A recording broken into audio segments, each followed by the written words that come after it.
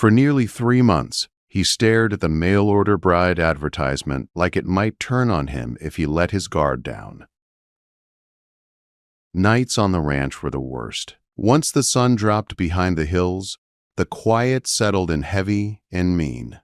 Silence had a way of digging under a man's skin when he spent too many years alone. He told himself this was not about love. It never was.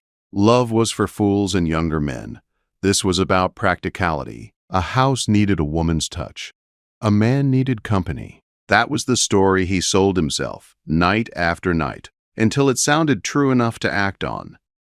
So when the stagecoach finally rolled into town, wheels creaking and dust rising like a warning sign, his stomach dropped hard. He knew before he saw her that something was wrong. Out stepped the bride he had ordered like supplies from a catalog. And right then, standing there in the open street, he knew he had made a mistake he could not easily undo. She was not what he pictured. Not soft, not timid, not nervous or wide-eyed. She did not look like she would faint if a cow moved too loud. She stood tall, chin lifted, eyes sharp and steady.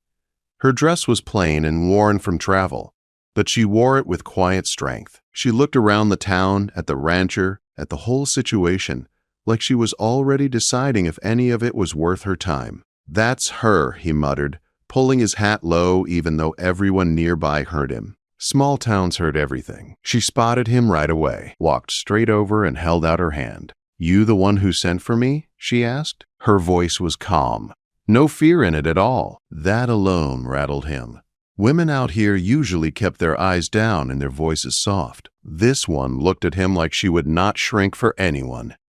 He shook her hand without thinking, then wished he had not. Her grip was firm, confident. That was not what he thought he signed up for.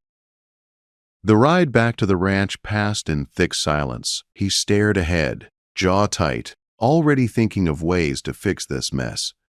Maybe he could pay her fare and send her back east. Maybe ranch life would scare her off on its own. Anything to undo the mistake sitting beside him. She did not speak much either. She watched the land roll by. The wide-open fields, the broken fences, the weathered house standing alone against the sky. She did not complain, did not praise it either. She just watched, and somehow that made it worse. The ranch looked tired, like it had been fighting the land too long without help. Inside, he showed her the kitchen, the bedroom, the bare bones of a life built alone. "Ain't much," he said, already defensive. "I've lived with less," she replied. That stopped him cold. By sundown, the town already had opinions. Gossip spread faster than fire in dry grass. Everyone knew the mail-order bride had arrived, and by supper, they decided she was wrong for him. Too bold, too quiet, too something. He felt the looks when they passed through town together, curious, judgmental, hungry for a story. He hated it. Hated that she was now part of his world, whether he liked it or not. That night, he sat on the edge of his bed with his boots still on. He had ordered a solution to loneliness. Not a woman with backbone and opinions. Regret settled in deep. He told himself that was the price of desperation. In the other room, she unpacked her few belongings carefully. She placed them like she meant to stay. Maybe forever. That thought twisted his gut. She was not begging for approval, not crying over the rough edges of the place. She acted like she belonged wherever she stood. He told himself this was temporary, just until he found a polite way out. But as the wind knocked against the walls that night, one thought bothered him more than regret. This woman did not look like someone who would leave easily. And, deep down, that scared him more than being alone ever had. Morning came, cold and slow. The kind of cold that crept into your bones before you even opened your eyes. He rose before dawn like always, pulling on his boots, ready for another quiet day. Only the house did not feel empty anymore. He heard movement. A cup on the table, a low sound from the kitchen. She was already awake, standing at the stove, trying to coax heat from it. The coffee was weak, but it was hot, and that mattered. She poured him a cup and slid it across the table without asking. He took it with a single nod. That was their first unspoken agreement. They moved around each other carefully, like wary animals sharing space. Meals were stiff, words were few. He ate fast, she ate slow, watching him like she was studying the man tied to her future. The ranch did not wait for comfort. Fences needed mending. Animals needed feeding. He expected her to stay inside. Instead, she followed him out, sleeves rolled up, asking where she could help.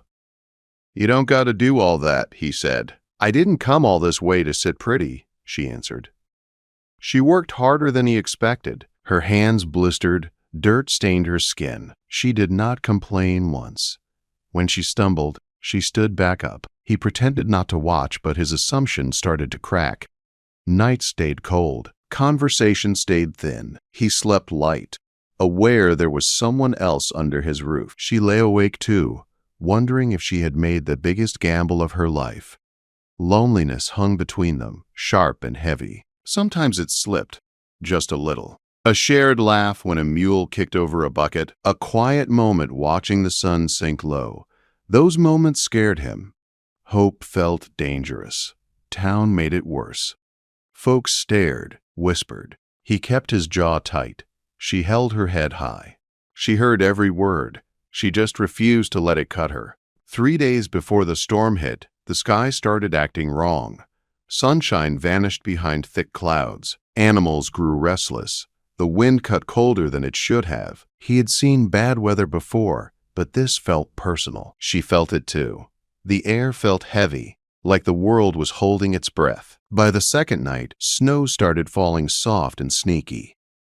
Pretty at first. By morning, it turned mean. Wind howled. Snow buried the land fast. Fences vanished. Trails disappeared. Town was cut off. It was just them now. And a storm that did not care about regret. He worked himself raw, boarding up weak spots, hauling wood, checking the animals. She stayed right with him. When the wind nearly knocked her flat, he grabbed her arm without thinking. Fear flashed in her eyes, not of him, of losing this fight. The house groaned under the storm's weight. Snow piled high. They rationed food, counted candles. This was not about awkward marriage anymore. It was about surviving the night. As the storm grew louder, something shifted. Respect settled in, quiet and solid. When they huddled near the fire, sharing warmth, neither spoke. Outside, the wind screamed. Inside, 2 stubborn hearts stood their ground. And the storm was only getting started. The storm did not ease with the night. It grew teeth. Wind slammed the house like it meant to tear it apart board by board. Snow forced its way through every crack no matter how hard they tried to stop it. The fire burned low and stubborn, like it was fighting the storm same as they were. The world outside vanished into white noise and darkness. Inside, everything shrank down to heat, breath, and trust.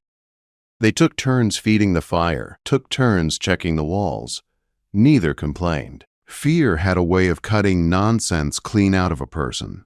When he snapped about the woodpile running low, she snapped back about him taking risks that could kill him. Words came sharp, but they cooled just as fast.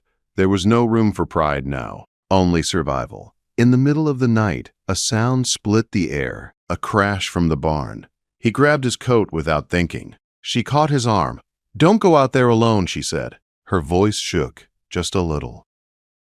"I have to," he answered. "If the animals panic, we lose everything." She nodded once. "Then I'm coming." He wanted to argue, did not. Outside, the storm hit like a wall. Snow blinded them. Wind nearly dropped them to their knees. They moved slow, one hand on the rope tied between them, the other feeling their way forward. The barn door hung crooked, half torn loose. Inside, the animals were wild with fear. She talked to them low and steady, same way she talked to him when he got stubborn. The sound of her voice cut through the chaos. He worked fast, hands numb, fixing what he could. At one point, a beam shifted and nearly crushed his leg. She yanked him back with strength he did not know she had. For a split second, they stared at each other, breath ragged. That was when he saw it. She was not scared of the storm. She was scared of losing him. They made it back to the house, shaking and soaked. Exhaustion hit hard. She sat by the fire, rubbing her hands. He poured the last of the coffee and handed it to her without thinking. She took it, fingers brushing his. Neither pulled away. Later, wrapped in blankets near the fire, the house creaking around them, she finally spoke. "You regret ordering me, don't you?" The question landed heavy. No place to hide. He stared into the fire a long moment. "Yeah," he said, then corrected himself. "I did." She nodded like she already knew. Fair enough. Something broke loose then. Words spilled out. He told her about the loneliness, about nights so quiet they felt loud, about how ordering a bride felt easier than admitting he could not stand being alone anymore.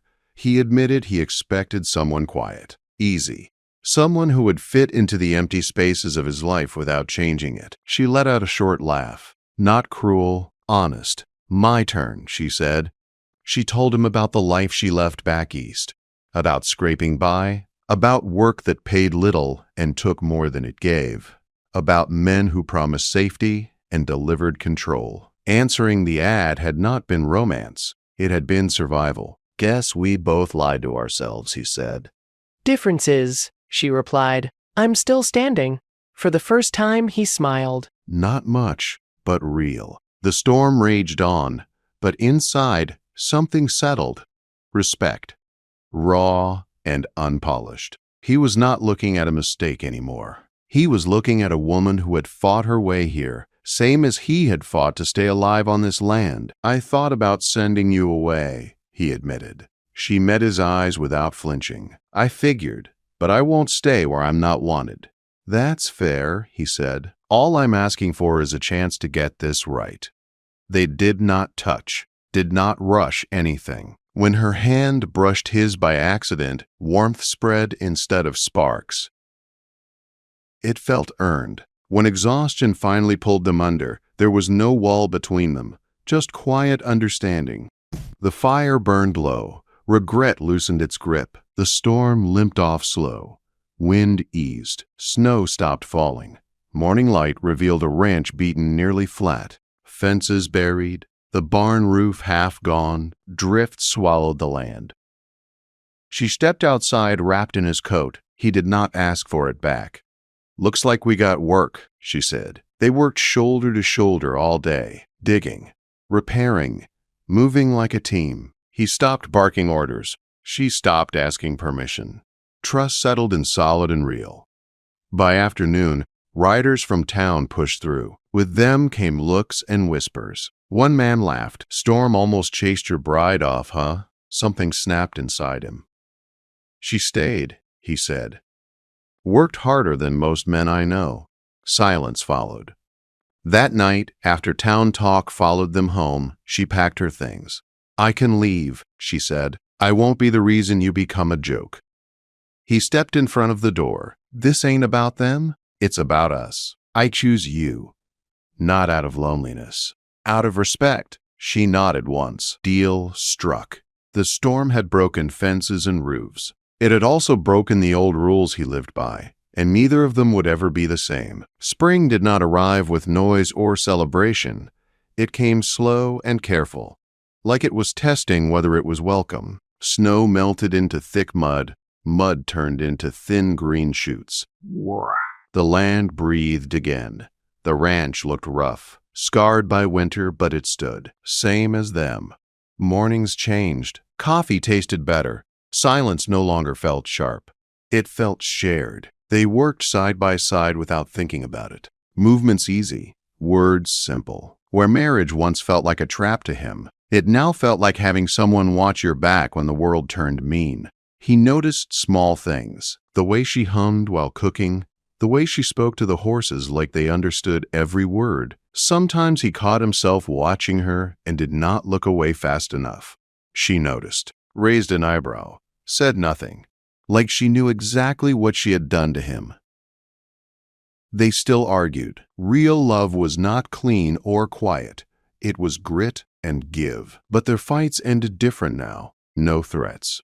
No walls. Just truth laid out plain until it made sense again. Town came around slow, same as spring. Folks stopped staring so hard, started nodding. Some even asked her advice. She did not boast, just stood tall and handled business.